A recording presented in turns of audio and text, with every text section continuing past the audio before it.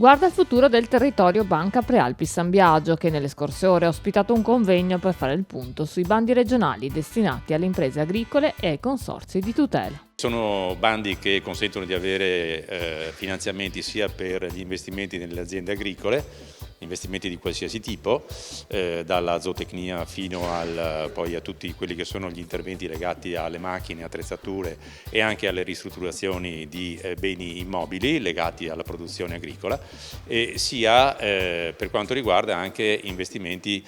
a favore dell'agroindustria, cioè di tutto quel sistema produttivo che pensa alla trasformazione dei prodotti agricoli. Complessivamente i bandi in corso in questo momento prevedono una somma di 100 milioni di euro di aiuto alle aziende del territorio. Le domande possono essere effettuate fino a metà gennaio per passare poi alla fase istruttoria e alle graduatorie stilate nell'estate del 2026. In particolare questi bandi riguardano il cosiddetto pacchetto giovani, un premio di insediamento da 40.000 euro offerto al nuovo giovane agricoltore che diventa capo azienda per la prima volta,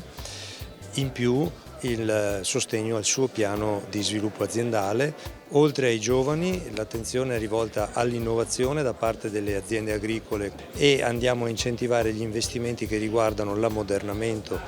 di attrezzature e opere aziendali, il risparmio idrico per l'irrigazione,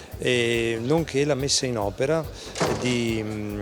apprestamenti, di investimenti necessari per difendere le produzioni dalle maggiori calamità naturali possibili. Un'occasione che ha fornito le basi per sviluppare nuove opportunità al fianco degli imprenditori, come di consueto Banca Prealpi San Biagio. Per noi come Banca Prealpi San Biagio è un piacere e un onore ospitare questo convegno, perché comunque i bandi hanno permesso, soprattutto nel nostro territorio, di accelerare quello che è un cambiamento, un stare al passo con i tempi delle nostre aziende agricole. C'è un effetto sinergico tra Regione, in questo caso, e la nostra banca, perché permette alle aziende agricole di portare avanti questi progetti. Poi teniamo conto che noi seguiamo l'agricoltura, il mondo della cooperazione, il mondo dell'agroalimentare, proprio per supportare la banca sulle scelte che questi imprenditori hanno di sviluppo.